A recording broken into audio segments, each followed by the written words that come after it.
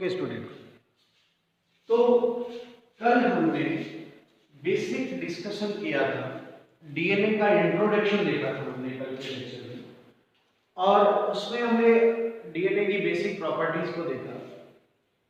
आज हम थोड़ा डीएनए और आरएनए में कंपैरिजन लेंगे और आज हम ये भी कंक्लूजन पे जाएंगे कि डीएनए जेनेटिक मटेरियल है या आरएनए जेनेटिक मटेरियल है या दोनों जेनेटिक मटेरियल है। आज का हमारा ये टॉपिक है, राइट बच्चों। इससे पहले कि हम टॉपिक स्टार्ट करें, हम जेनेटिक मटेरियल की प्रॉपर्टीज को देखेंगे। हालांकि कल के लेक्चर में भी मैंने रिवाइज करवाया था। जेनेटिक मटेरियल वो होता है जिसमें सेल्फ रेप्लिकेशन की प्रॉपर्टी है। मतलब जेनेटिक मटेरियल वो है जो अपनी कॉपी का फॉर्मेशन कर सकता है, राइट। और अपनी कॉपी बनाने को क्या कहते हैं? रेप्लिकेशन। बात समझ आ गई? जेनेटिक मटेरियल वो होगा जो स्टेबल हो, और उसके स्टेबल होने का क्या एडवांटेज है कि उसमें जेनेटिक इंफॉर्मेशन का स्टोरेज हो सकता है without modification, without any change, यानी वो स्टेबल होना चाहिए। लेकिन थोड़े से चेंजेस का स्कोप भी उसमें होना चाहिए, यानी म्यूटेशन होना चाहिए। और वो क्यों जरूरी है? इवोल्यूशन के लिए जरूरी है। म्यूटेशन होगा तो वेरिएशन आएगी, और वेरिएशन आएगी तो इवोल्यूशन होगा। जेनेटिक मटेरियल वो होता है जो कैरेक्टर का एक्सप्रेशन कर सके, राइट, जो कैरेक्टर को एक्सप्रेस कर सके, मेंडेलियन फॉर्म।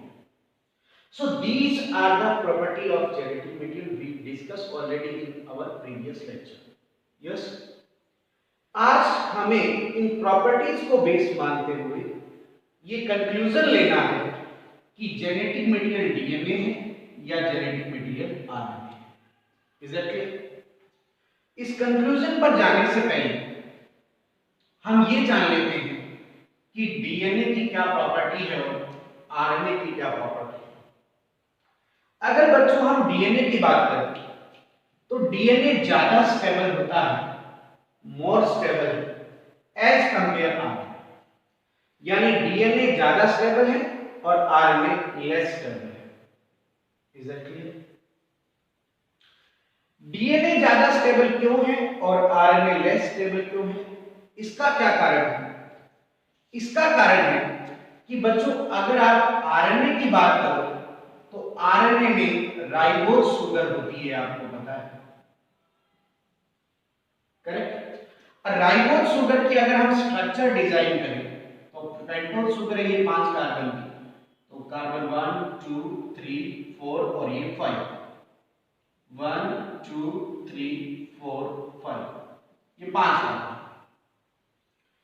और इन पर इस तरह से HOH HOH HOH है ना, HCH2OH, ये ग्रुप जोड़ होते हैं। और अगर हम बच्चों बात करें डीएनए की, तो डीएनए में डीऑक्सीराइबोज शुगर होती है, ये बात आपको पता है। डीऑक्सीराइबोज शुगर किससे बनी है बच्चों? राइबोज शुगर से ही बनी है। कैसे बनी है? कि राइबोज शुगर के 2 नंबर कार्बन से अगर हम ऑक्सीजन को निकाल दें तो जो रिजल्टिंग स्ट्रक्चर होगी वो कुछ इस तरह से होगी, राइट। ऑक्सीजन को यहां से निकाल दिया जाए तो ये स्ट्रक्चर आपके सामने है, और ये वाली स्ट्रक्चर है deoxyribose. Now what is the difference between two structure? इसके 2 नंबर कार्बन पर OH ग्रुप है, जबकि इसके 2 नंबर कार्बन पर H ग्रुप है। इससे क्या होगा वो देखो बच्चों। शुगर की अगर हम बात करें तो शुगर जो है वो डीएनए का बैकबोन मॉलिक्यूल है। शुगर क्या है? डीएनए का बैकबोन मॉलिक्यूल है। कैसे बच्चों?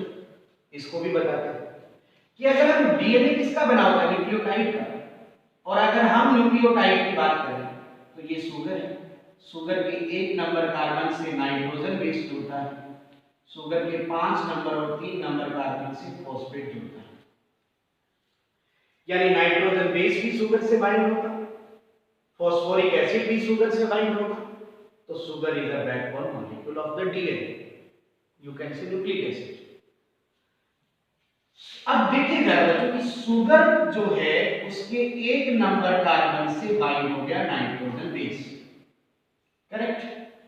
3 नंबर कार्बन और 5 नंबर कार्बन से बाइंड हो गया फॉस्फोरिक एसिड, और नंबर 4 कार्बन वैसे भी इसमें कोई ग्रुप फ्री है नहीं, तो ग्रुप फ्री किसका है, 2 नंबर कार्बन का है।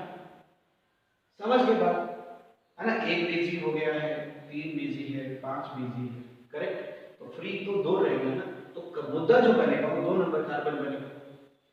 तो राइबोज शुगर के 2 नंबर कार्बन पर OH है, और OH बहुत ज्यादा रिएक्टिव ग्रुप होता है, बहुत ज्यादा फंक्शनल ग्रुप होता है। तो बच्चे ये किसी के साथ भी रिएक्शन कर लेगा, और जब ये ज्यादा रिएक्टिव है, जब ये ज्यादा फंक्शनल है, तो ये मॉडिफाई हो जाएगा, इससे कोई भी रिएक्शन कर देगा तो आरएनए मॉडिफाई हो जाएगा, आरएनए में चेंजेस आ जाएंगे। तो इसलिए आरएनए क्या हो गया बच्चों, लेस स्टेबल हो गया और ज्यादा रिएक्टिव हो गया।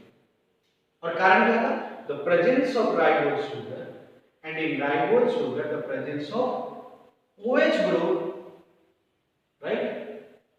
और डीएनए की अगर हम बात करें तो डीएनए के 2 नंबर कार्बन पर H है, जो कि बहुत ज्यादा कम फंक्शनल है,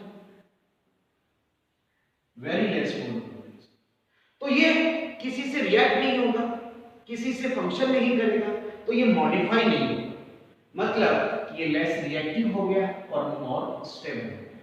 सो what is the reason, reason of stability and reactivity, the reason one is presence of deoxyribose sugar in DNA. क्यों, क्योंकि इसके 2 नंबर कार्बन पर हाइड्रोजन प्रेजेंट है जो लेस रिएक्टिव है और मोर स्टेबल है। And in RNA the presence of ribose sugar, इनमें 2 नंबर कार्बन पर OH प्रेजेंट है जो कि फंक्शनल ग्रुप है, मोर रिएक्टिव है और लेस स्टेबल होगा आरएनए, इसी वजह से। तो पहला रीजन आपको स्टेबिलिटी और रिएक्टिविटी का समझ आया होगा, क्लियर हो? ये आपको ध्यान में भी रखना है क्योंकि आपके एनसीईआरटी टेक्स्ट बुक में है, करेक्ट। अब बच्चों दूसरा रीजन हम बात करते हैं कि दूसरा रीजन क्या हो सकता है स्टेबिलिटी और रिएक्टिविटी का। तो रीजन फर्स्ट समझ आ गया, रीजन सेकंड देखते हैं हम। रीजन सेकंड क्या है बच्चों कि अगर हम डीएनए की बात करें, सॉरी आरएनए की बात करें, तो आरएनए में नाइट्रोजन बेस होते हैं एडेनिन, यूरेसिल, गावानिन, साइटोसिन। और अगर हम डीएनए की बात करें तो डीएनए में जो नाइट्रोजन बेस होते हैं वो एडेनिन, थाइमिन, गावानिन और साइटोसिन। Is that clear? अब आप देखिए ना बच्चों कि डिफरेंस कहां नजर आ रहा है। तो डिफरेंस देखिए, ये 3 तो कॉमन है, ये तो कॉमन है। जो डिफरेंस है वो ये है कि आरएनए में यूरेसिल है और डीएनए में थाइमिन, राइट। अब अगर हम थोड़ा स्ट्रक्चर के बेस पर देखें तो देखिए बच्चों कि ये स्ट्रक्चर है यूरेसिल, यूरेसिल की स्ट्रक्चर बना CNC, याद करने का तरीका है CNC बिस्किट आता है, CNC और C, double bond O, nitrogen की वैलेंसी 3 पूरी करो, कार्बन की 4, नाइट्रोजन की 3, है ना, ये आपका यूरेसिल है। अब क्या है बच्चों कि इसकी ये जो यूरेसिल है इसके 5 नंबर कार्बन पर मेथाइलेशन की रिएक्शन हो रही है। किसकी रिएक्शन हो रही है? मेथाइलेशन। तो जो रिजल्टिंग स्ट्रक्चर है वो ये बन जाएगी हमारे पास इस तरह से C double bond O and H, right, C double bond O and H, CH और CCH3, यानी 5वें कार्बन पर मेथाइल ग्रुप, ये थाइमिन की स्ट्रक्चर है। यानी यूरेसिल के मेथाइलेशन से थाइमिन बनता है।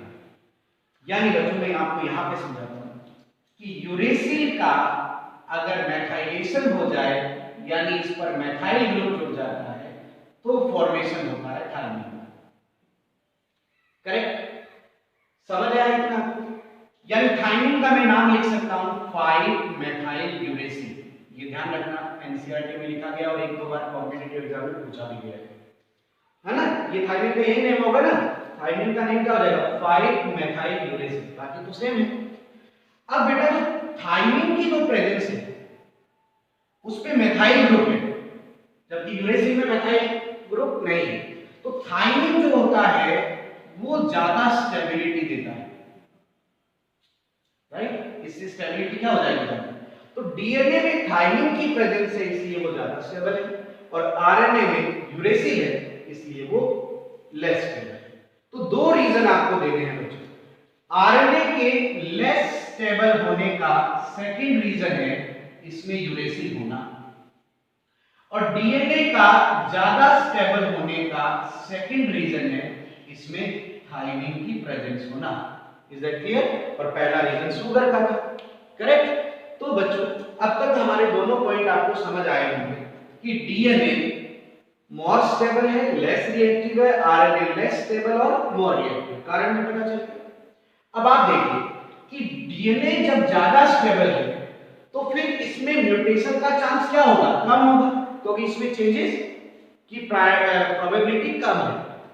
जबकि आरएनए क्या लेस स्टेबल है, तो ये मॉडिफाई हो सकता है, इसमें चेंजेस हो सकते हैं, तो इसमें म्यूटेशन क्या होगी? ज्यादा। करेक्ट? अब देखिए बच्चों, जो स्टेबल होता है, जो कम रिएक्टिव होता है, जिसमें म्यूटेशन कम है, वो बच्चों आइडियल हो जाएगा किसके लिए? जेनेटिक इंफॉर्मेशन की स्टोरेज के लिए। करेक्ट? लेकिन जो रिएक्टिव है वो बेटा आइडियल हो जाएगा किसके लिए? एक्सप्रेशन के लिए। तो बच्चों देखो मेरी बात सुनिए, ऐसा नहीं कि ये स्टेबल नहीं, स्टेबल तो है, करेक्ट, लेकिन कम स्टेबल है, लेकिन स्टेबिलिटी भी है। करेक्ट? अब इन सब प्रॉपर्टीज को अगर देखा जाए तो इन प्रॉपर्टी में अच्छा सेल्फ रेप्लिकेशन की भी प्रॉपर्टी देखिए, ये भी सेल्फ रेप्लिकेशन कर सकता है, डीएनए सेल्फ रेप्लिकेशन कर सकता है, अपनी कॉपी खुद बना सकता है। और अगर हम आरएनए की बात करें तो आरएनए दो तरीके से बनता है, एक तो आरएनए सेल्फ रेप्लिकेशन से भी बन जाएगा, राइट, यानी ये भी प्रॉपर्टी है आरएनए, और दूसरा बच्चों की आरएनए जो है वो ट्रांसक्रिप्शन प्रोसेस से बनता है, यानी डीएनए में ट्रांसक्रिप्शन होता है और क्या बनता है? आरएनए। जो आरएनए सेल्फ रेप्लिकेशन से बनता है वो जेनेटिक आरएनए, और जो आरएनए डीएनए के ट्रांसक्रिप्शन से बनता है वो नॉन जेनेटिक आरएनए। मतलब ये हुआ कि आरएनए में दोनों प्रॉपर्टी है, जेनेटिक की और नॉन जेनेटिक। और जो आरएनए डीएनए से बनता है वो आरएनए आगे प्रोटीन बनाता है, इसे कहते हैं ट्रांसलेशन। अब इस बात को थोड़ा ध्यान से समझना कि डीएनए को अगर प्रोटीन बनाना है तो डीएनए को पहले क्या बनाना पड़ेगा? आरएनए, और आरएनए आगे क्या बनाएगा? प्रोटीन। यानी डीएनए डायरेक्ट प्रोटीन नहीं बना सकता, डीएनए पहले क्या बनवाएगा? आरएनए। जबकि आरएनए में ये प्रॉपर्टी है कि वो डायरेक्ट क्या बना सकता है? प्रोटीन। और डायरेक्ट प्रोटीन बना सकता है मतलब वो कैरेक्टर को एक्सप्रेस कर सकता है। कैरेक्टर एक्सप्रेशन का मतलब है प्रोटीन सिंथेसिस से बच्चों। करेक्ट? तो डीएनए डायरेक्ट प्रोटीन नहीं बना सकता, इसलिए ये एक्सप्रेशन के लिए बेटर नहीं है, और ये स्टेबल है इसलिए ये स्टोरेज के लिए बेटर है। जबकि आरएनए डायरेक्ट प्रोटीन बना सकता है इसलिए ये एक्सप्रेशन के लिए बेटर है। ये क्वेश्चन पूछा जा सकता है आपसे, क्यों आरएनए एक्सप्रेशन के लिए आइडियल है? क्योंकि वो डायरेक्ट रोल करता है किसमें? प्रोटीन बनाने। क्यों डीएनए एक्सप्रेशन के लिए आइडियल नहीं है? क्योंकि डीएनए डायरेक्ट प्रोटीन नहीं बना सकता। करेक्ट? क्यों डीएनए आइडियल है स्टोरेज के लिए? क्योंकि वो स्टेबल है। क्यों आरएनए आइडियल नहीं है स्टोरेज के लिए? क्योंकि वो लेस स्टेबल है। बात क्लियर? तो कंक्लूजन आज की क्लास का ये जाता है कि कंक्लूजन जो है वो ये हुआ बच्चों कि जेनेटिक मटेरियल दोनों हैं, both DNA and RNA. DNA भी है और आरएनए भी, लेकिन DNA best for storage and RNA best for expression. Correct, समझ गए? यानी दोनों में अपना अपना अच्छाई है, अपना अपना गुण है दोनों। करेक्ट, ये एक्सप्रेशन के लिए अच्छा नहीं है तो ये स्टोरेज के लिए अच्छा नहीं है। करेक्ट, लेकिन जेनेटिक मटेरियल दोनों है। करेक्ट, अब वही बात है बच्चों की, थोड़ी मजाक कर लेते हैं। न्यूक्लिक एसिड फादर था और उसके दो बच्चे थे, एक बच्चा था डीएनए और एक बच्चा था आरएनए। अब न्यूक्लिक एसिड जेनेटिक मटेरियल था खुद, तो न्यूक्लिक एसिड ने कहा भी जाके जाके मेरी विरासत का बंटवारा कर देता। तो पहले छोटे बेटे को हक दिया गया डीएनए को कि मांगिए आप किसमें जेनेटिक मटेरियल होना चाहते हैं, तो इन्होंने कहा कि मैं तो ऑल लिविंग में एज ए जेनेटिक मटेरियल रहना चाहता हूं। लो भाई, आरएनए के लिए तो कुछ बचा ही नहीं, सारे लिविंग में जेनेटिक मटेरियल कौन हो गया? डीएनए। अब आरएनए को बोला गया भाई आप बताइए, तो आरएनए बोला भाई एक मैदान में दो तलवारें तो रह नहीं सकती, जहां छोटा भाई जेनेटिक मटेरियल है वहां मैं तो रहूंगा नहीं जेनेटिक मटेरियल, तो ऐसा करता हूं कि मुझे दो पद दे दीजिए, एक जेनेटिक मटेरियल का पद भी दे दीजिए और एक नॉन जेनेटिक का भी दे दीजिए। करेक्ट, समझ गए? तो जेनेटिक मटेरियल भी होता है आरएनए और आरएनए नॉन जेनेटिक भी होता है। तो जो जेनेटिक आरएनए है वो कुछ वायरस में मिलता है, like plant virus, like QB bacteriophage. ये इकोलाई बैक्टीरिया पे अटैक करता है, किस पे अटैक करता है? इकोलाई बैक्टीरिया पर, है ना। इसके अलावा सम एनिमल वायरस, वो मैं आरएनए के टॉपिक में आपको पूरा बताऊंगा, ठीक है।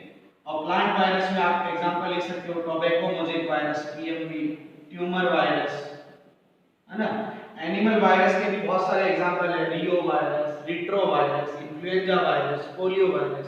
Correct, so these are the many examples जिनमें जेनेटिक मटेरियल होता है कौन? आरएनए। इसका भी क्वेश्चन जानना मेनली पूछा जाएगा, मेनली आरएनए जेनेटिक मटेरियल किसमें होता है? तो मेनली आरएनए जेनेटिक मटेरियल किसमें होता है? तो इसका एक आंसर होगा प्लांट वायरस। ये मेनली प्रॉपर्टी है plant virus. Is that clear? एक और, एक बार मेडिकल एग्जाम में एक क्वेश्चन पुट किया गया कि किसमें म्यूटेशन रेट ज्यादा है? क्वेश्चन क्या था कि which of the following shows high mutation rate, ज्यादा म्यूटेशन रेट किसमें? ये क्वेश्चन है। Option 1 influenza virus, option 2 E coli bacteria, right, E coli bacteria, option 3 फाज 174 bacteriophage, option 4 ले लीजिए आप साल्मोनेला बैक्टीरिया, और सॉरी प्लांट सेल ले लीजिए, प्लांट सेल। अब ये क्वेश्चन आपको बेसिक नॉलेज पे करना है। इकोलाई का जेनेटिक मटेरियल कौन है? डीएनए। इसका जेनेटिक मटेरियल कौन है? डीएनए। इसका जेनेटिक मटेरियल कौन है? डीएनए। जबकि इन्फ्लुएंजा वायरस का जेनेटिक मटेरियल कौन है? RNA. And according to these properties high mutation rate किसमें होती है? आरएनए में। So the correct option is influenza virus. Is that clear? तो इस तरीके से आपको ये क्वेश्चन की अप्रोच में भी पहुंचना है, ठीक बात। तो ये आज हमने कंपैरेटिव स्टडी किया डीएनए और आरएनए का, और आज की क्लास में दो बातें इंपॉर्टेंट है जिनको आपको ध्यान रखना है। एक तो ये स्टेबिलिटी और रिएक्टिविटी का रीजन ध्यान रखना है, मैंने दो रीजन बताए, एक शुगर का और एक नाइट्रोजन बेस का। दूसरा आपको ये ध्यान रखना है कि जेनेटिक मटेरियल तो दोनों भाई हैं, डीएनए भी है और आरएनए भी है, but DNA ideal for storage and RNA ideal for expression. और आपको कारण भी समझ में आना चाहिए कि आरएनए क्यों आइडियल है एक्सप्रेशन के लिए, क्योंकि वो डायरेक्ट रोल करता है प्रोटीन सिंथेसिस में, जबकि डीएनए क्यों है आइडियल स्टोरेज के लिए, क्योंकि वो बहुत ज्यादा स्टेबल है। Is that clear? चलिए बच्चों, एक टॉपिक आज का हमारा क्लियर हुआ। इसके बाद हम एक और आज छोटा सा टॉपिक डिस्कस करेंगे, और वो टॉपिक है हमारा RNA world. RNA world, RNA का संसार, आरएनए की दुनिया, इसके बारे में बात। ये आरएनए वर्ड देने का क्रेज जाता है डॉक्टर हरगोविंद खुराना को, जो नोबेल प्राइज विनर भी है। अब देखिए बच्चों, ये टॉपिक क्या कहना चाह रहा है, हरगोविंद खुराना क्या कहने चाह रहे हैं इस टॉपिक में? वो ये कहना चाह रहे हैं कि इस संसार में जब लाइफ की ओरिजिन हो रहा था तो सबसे पहले जो जेनेटिक मटेरियल इवॉल्व हुआ था वो आरएनए हुआ, है ना। और मैं बार बार 2 दिन से कह रहा हूं बड़ा बेटा आरएनए, बड़ा बेटा आरएनए। भाई बड़ा बेटा कैसे हो गया? जो पहले पैदा होगा वही बड़ा होगा, यानी पहले ओरिजिन किसका हुआ? आरएनए का। Is that clear? यानी जो आज का हम वर्ड देख रहे हैं, आज की जो दुनिया देख रहे हैं, आज के जो लिविंग बींग्स देख रहे हैं, उनमें जो डीएनए है वो किससे बना है? आरएनए से। इनके इस टॉपिक के कहने का मीनिंग है कि आरएनए का ओरिजिन पहले हुआ और डीएनए का ओरिजिन आरएनए से हुआ। आरएनए से किसका ओरिजिन हुआ? डीएनए। बस बच्चे, इस टॉपिक का कहने का मतलब इतना ही है। कंक्लूजन ये, आरएनए वर्ड क्या कहना चाहता है कि RNA evolve first before DNA and DNA origin from RNA. This is RNA and this term provided by doctor Hargobind Khorana. लेकिन सवाल वही है, हर बात पे बेटा क्वेश्चन मार्क तो लग ही जाता है कि ऐसे कैसे भाई, आरएनए के पहले कैसे बना? आपके पास एविडेंस क्या है इसके? तो देखिए बच्चों, मेरे पास एक केमिकल एविडेंस है, केमिकल स्ट्रक्चर एविडेंस है। अब ये एविडेंस क्या है बच्चों? अगर मैं बात करूं आरएनए की, तो आरएनए में एक शुगर होती है, कौन सी? Ribose sugar. Is that clear? और अगर मैं बात करूं बच्चों डीएनए की, तो डीएनए में कौन सी शुगर है? डीऑक्सीराइबोज। करेक्ट? अब आप ही बताइए, मैंने थोड़ी देर पहले स्ट्रक्चर बताई थी कि राइबोज शुगर के 2 नंबर कार्बन से जब हमने ऑक्सीजन को हटाया तब क्या बना? Deoxyribose. That means ribose sugar से ही डिराइव हुई है क्या? डीऑक्सीराइबोज। यानी पहले शुगर कौन सी थी? राइबोज। इससे बनी क्या है? डीऑक्सीराइबोज। इट मींस मैं ये कह सकता हूं कि आरएनए से ही बना है डीएनए। Is that clear? एक एविडेंस तो मेरे पास ये है, ठीक है। दूसरा एविडेंस, मैंने बच्चों आज आपको ये बताया था कि आरएनए में क्या होता है? यूरेसिल।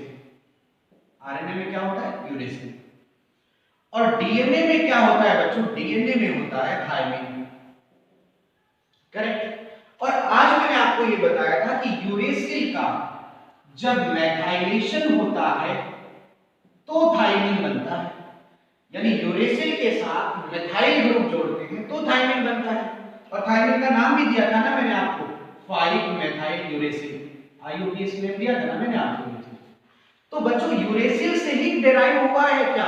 थायमिन, है ना। अब ऐसे तो कहने को आप कह दोगे कि सर थायमिन का डीमेथाइलेशन करो तो यूरेसिल बन जाएगा, वो बातें अलग है।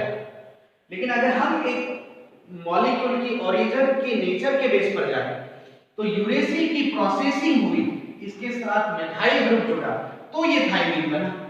तो कहीं ना कहीं ये भी एविडेंस है कि जब यूरेसिल से थायमिन बना है तो मैं ये कह सकता हूं कि आरएनए से ही डीएनए बना है।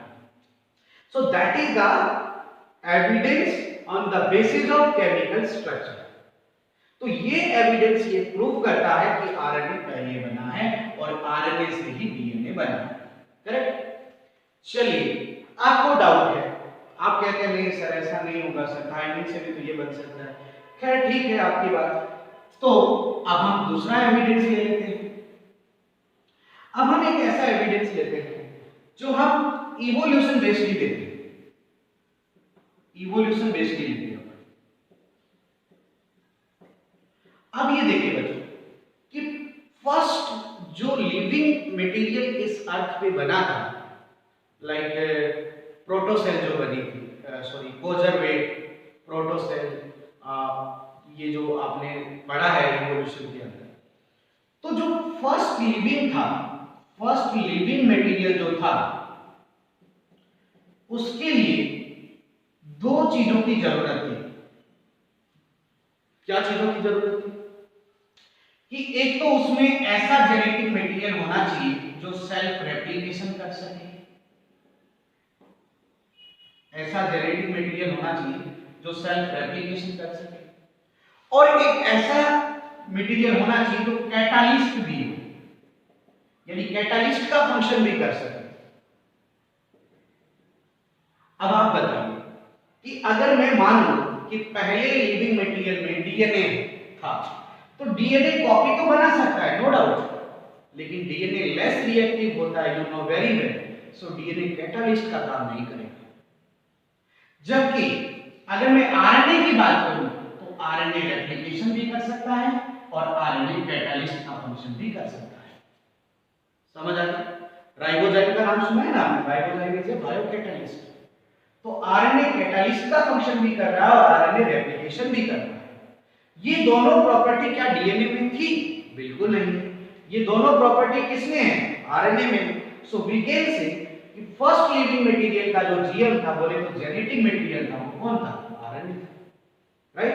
तो इवोल्यूशन भी इस बात को प्रूव करता है कि आरएनए ही पहली बार फर्स्ट टाइम लिविंग में इवॉल्व हुआ था। Is that clear? अच्छा, फिर और बातें देखिए। जो लिविंग प्रोसेस होती है, जो एक लाइफ के लिए जरूरी है, मेनली क्या जरूरी है? मेटाबॉलिज्म।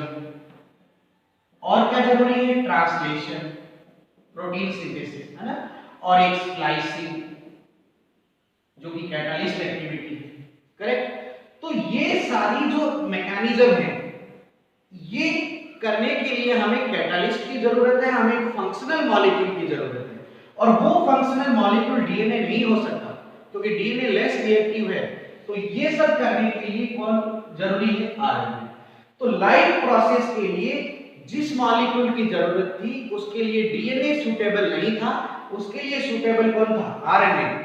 सो फाइनली बच्चों, एवोल्यूशन भी इस बात को प्रूव करता है कि आरएनए का ओरिजिन पहले हुआ है और डीएनए जो इवॉल्व हुआ है वो लेटर और आरएनए से हुआ है।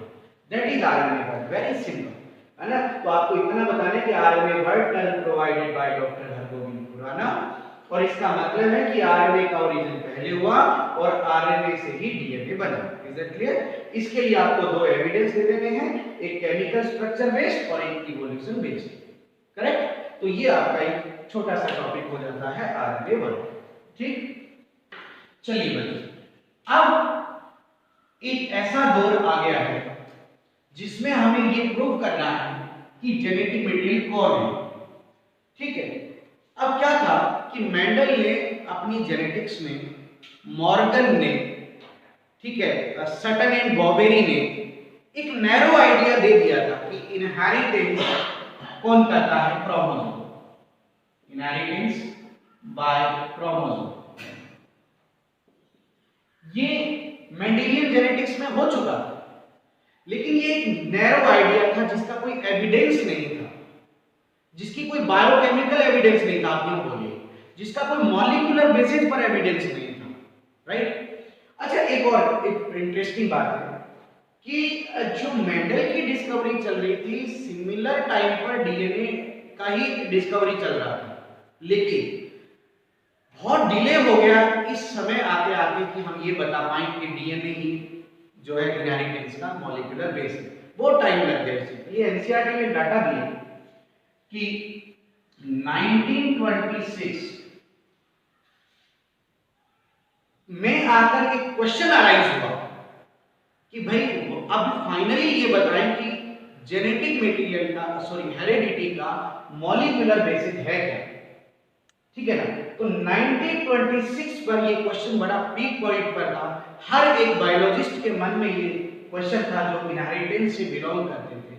वो ये जानना चाह रहे थे कि डीएनए या आरएनए या प्रोटीन कौन है हेरेडिटी का, इनहेरिटेंस का बेस, राइट? तो इससे पहले क्या था कि बहुत से साइंटिस्ट ऐसा मानते थे कि प्रोटीन ही मॉलिक्यूलर बेस है इनहेरिटेंस का। प्रोटीन को क्रेज दिया जाता है क्योंकि proteins are building block of cell and proteins are catalyst, there are many property in protein, okay? लेकिन प्रोटीन में एक प्रॉपर्टी नहीं थी, वो थी सेल्फ रेप्लिकेशन, करेक्ट? तो प्रोटीन में ट्रांसमिशन की प्रॉपर्टी भी नहीं थी कि जो कैरेक्टर को एक जनरेशन से दूसरे जनरेशन में ट्रांसमिट कर सके। राइट। तो ये कुछ प्रॉपर्टीज प्रोटीन के अगेंस्ट थी, है ना। तो आइए हम कुछ एक्सपेरिमेंटल स्टडी करते हैं जो ये बताएंगे कि जेनेटिक मटेरियल है कौन। तो आज हम कर रहे हैं सर्च ऑफ जेनेटिक मटेरियल, यानी हम जेनेटिक मटेरियल की सर्च करने जा रहे हैं कि कौन है जेनेटिक मटेरियल, राइट। तो जेनेटिक मटेरियल कौन है बच्चे, इसके लिए एक्सपेरिमेंटल स्टडी हुई और पहला एक्सपेरिमेंट था ट्रांसफॉर्मिंग प्रिंसिपल या ट्रांसफॉर्मिंग एक्सपेरिमेंट, राइट बच्चों, या एक्सपेरिमेंट बोल दीजिए आप इसे। ये जो ट्रांसफॉर्मिंग एक्सपेरिमेंट है, ये एक्सपेरिमेंट किया गया था फ्रेडरिक ग्रिफ्थ के द्वारा। फ्रेडरिक ग्रिफ्थ 1928 में ये एक्सपेरिमेंट हुआ। बहुत सिंपल मैं समझाऊंगा आपको और इसको आपको देखना है ना। ये जो ट्रांसफॉर्मिंग एक्सपेरिमेंट था वो किसने किया था, फ्रेडरिक ग्रिफ्थ ने। कब किया था, 1928 में। ये दोनों क्वेश्चन आपको ध्यान में रखने हैं। अब ये एक्सपेरिमेंट क्या था, देखिए बच्चों कि ग्रिफ्थ ने इस एक्सपेरिमेंट को करने के लिए स्ट्रेप्टोकोकस न्यूमोनिया बैक्टीरिया का सिलेक्शन किया। दिस इज बैक्टीरिया, है ना। तो ग्रिफ्थ ने अपना एक्सपेरिमेंट कौन से बैक्टीरिया पर किया, ये भी एक क्वेश्चन है। कौन सा बैक्टीरिया है, स्ट्रेप्टोकोकस न्यूमोनिया। ये वो बैक्टीरिया है जो न्यूमोनिया डिजीज कॉज करता है। कौन सी डिजीज, न्यूमोनिया डिजीज कॉज करता है। ग्रिफ्थ ने जब इस बैक्टीरिया का कल्चर करवाया, कल्चर यानी इसका ग्रोथ करवाया, कल्चर ऑन मीडियम, तो ग्रिफ्थ ने देखा कि ये जो बैक्टीरिया है वो दो तरह की ग्रोथ करता है, राइट।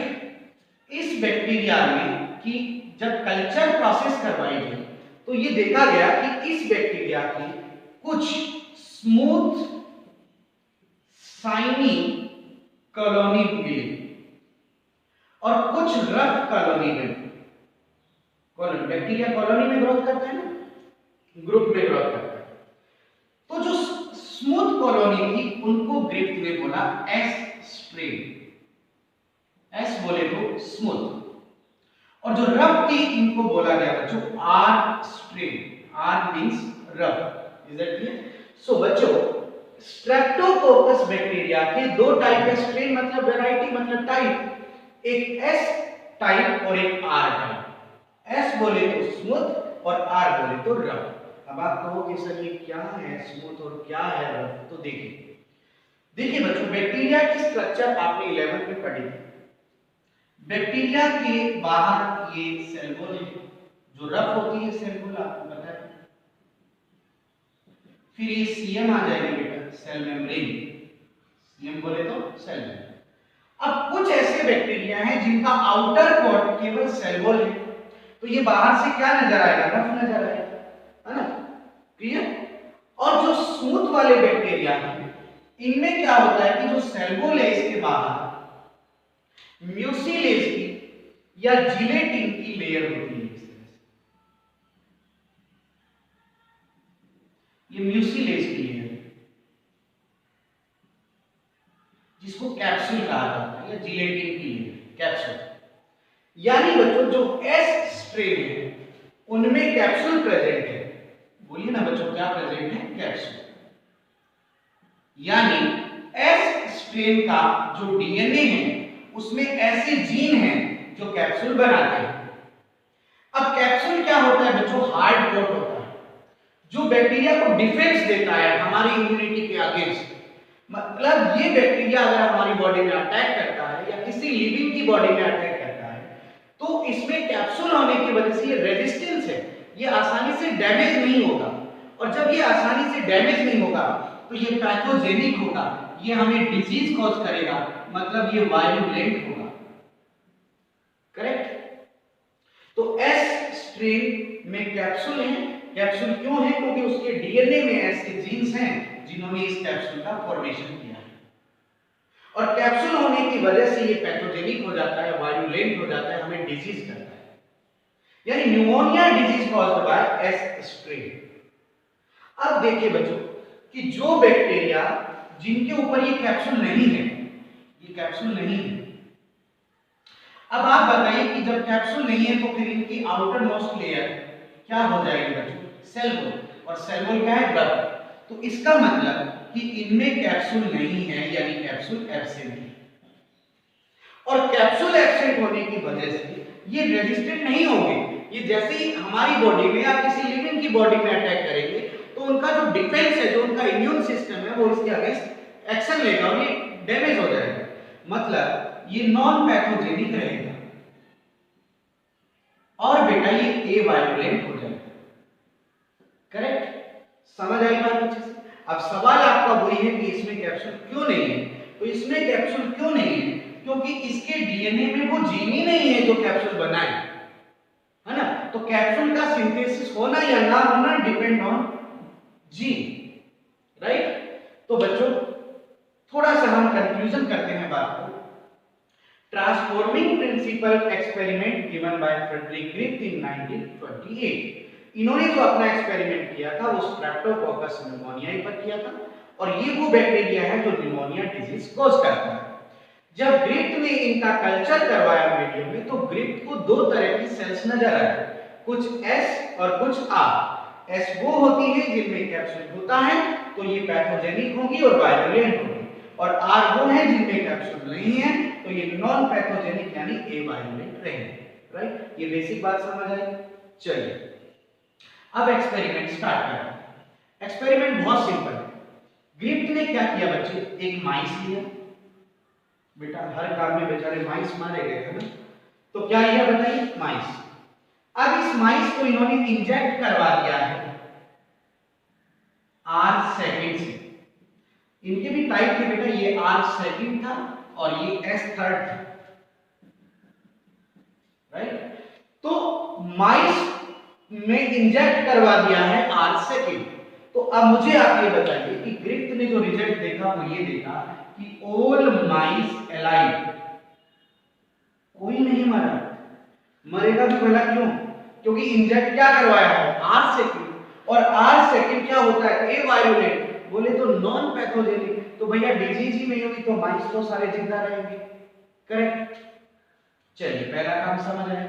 अब इन्होंने क्या किया, अब इन्होंने माइस लिया, इसमें इंजेक्ट करवा दिया एस थर्ड ये वाला वायलेंट। तो क्या देखा उसने कि ऑल माइस डेड है। सही बात है, मरने ही थे, क्योंकि एस थर्ड पैथोजेनिक है, वायलेंट है, वो डिजीज कॉज करेगा। कौन सी डिजीज, न्यूमोनिया। तो माइस मर जाएंगे, राइट। ओके, अब तीसरा स्टेप। अब इन्होंने फिर से माइस ली और इसमें इंजेक्ट करवा दिया। अब ध्यान से देखना, हीट ट्रीटेड एस थर्ड, यानी इन्होंने एस थर्ड को पहले हीट ट्रीट किया, हाई टेम्परेचर से ट्रीटमेंट दिया, है ना। और अब देखिए क्या हो रहा है, अब ये हो रहा है कि ऑल माइस अलाइव, सब जिंदा है। ऐसा कैसे हो गया भाई? देखिए भाई कि कोई भी बैक्टीरिया है उसकी सेल या लिविंग कोई भी सेल है वो प्रोटीन की बनी होती है। अच्छा दूसरी बात, जो भी एंजाइम है, एंजाइम मेड बाय प्रोटीन, है ना, और काम तो एंजाइम्स को करना है। तो जब हम किसी भी सेल को हीट ट्रीट कर देते हैं तो उसकी प्रोटीन्स और उसके एंजाइम किल हो जाते हैं, बोलिए तो डीनेचर हो जाते हैं, तो वो फंक्शन ही नहीं करे। और वो फंक्शन ही नहीं करे तो माइस में क्या रहेगा, लाइव रहेगी, यानी उनमें डिजीज होगी ही नहीं, करेक्ट ना। अब देखिए फोर्थ स्टेप, इसका रिजल्ट आपको बताना है ना। इन्होंने क्या किया, फिर से माइस लिया और इसमें इंजेक्ट करवा दिया R second, right, plus heat treated S third, दोनों को मिक्स करके डाल दिया इसमें। अच्छा बताइए, माइस जिंदा रहने चाहिए कि मरने चाहिए, है ना? हाँ, जवाब ये लग रहा है सर, माइस तो जिंदा ही रहने चाहिए। पूछो क्यों? आर सेकंड से माइस जिंदा रहते हैं, ठीक बात है। हीट ट्रीटेड से माइस जिंदा रहते हैं और हमने यही तो मिक्सर डाला है तो सारे माइस जिंदा रहने चाहिए। लेकिन रिजल्ट क्या हुआ कि माइस क्या हो गए, डेड।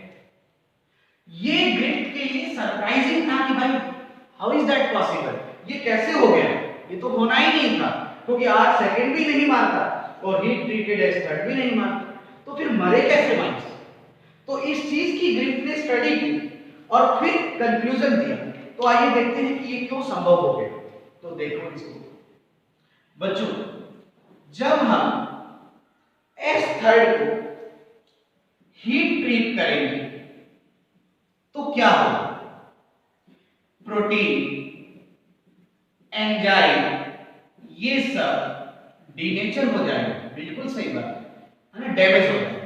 लेकिन जो जेनेटिक मटेरियल है, बोले तो डीएनए, वो आपको पता है स्टेबल होता है, वो रहेगा, है ना।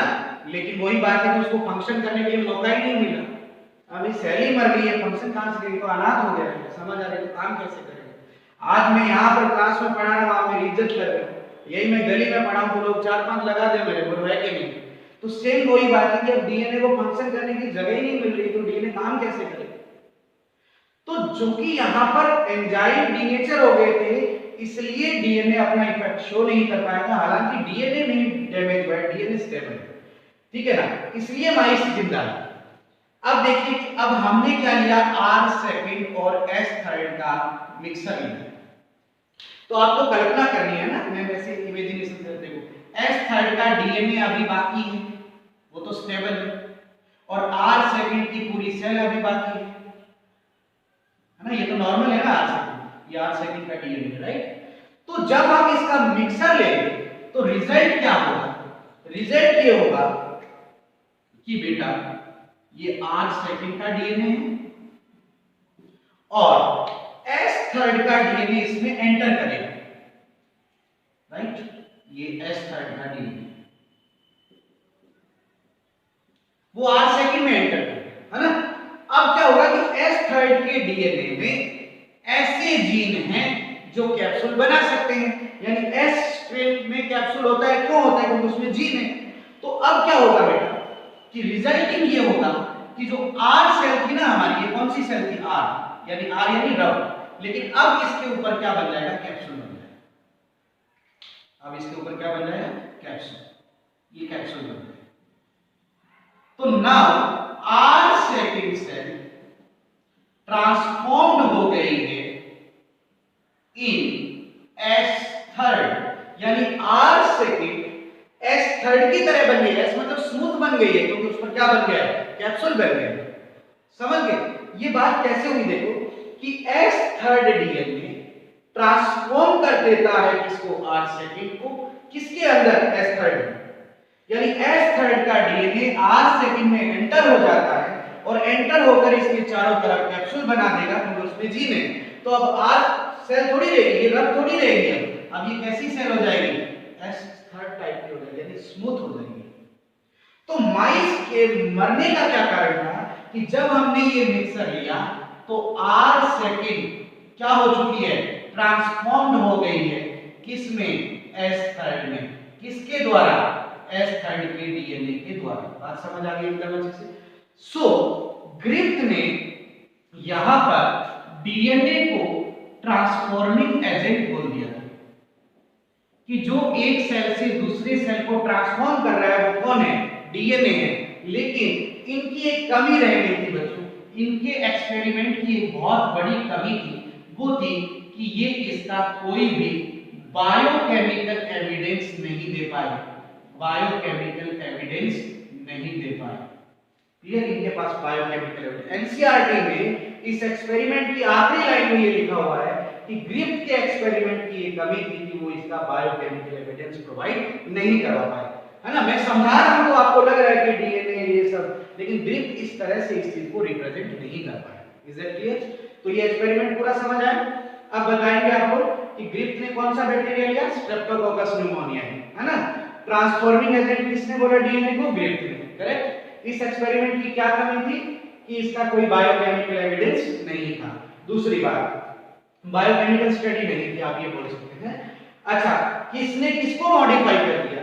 एस थर्ड ने आर सेकंड को मॉडिफाई कर दिया है। किसमें?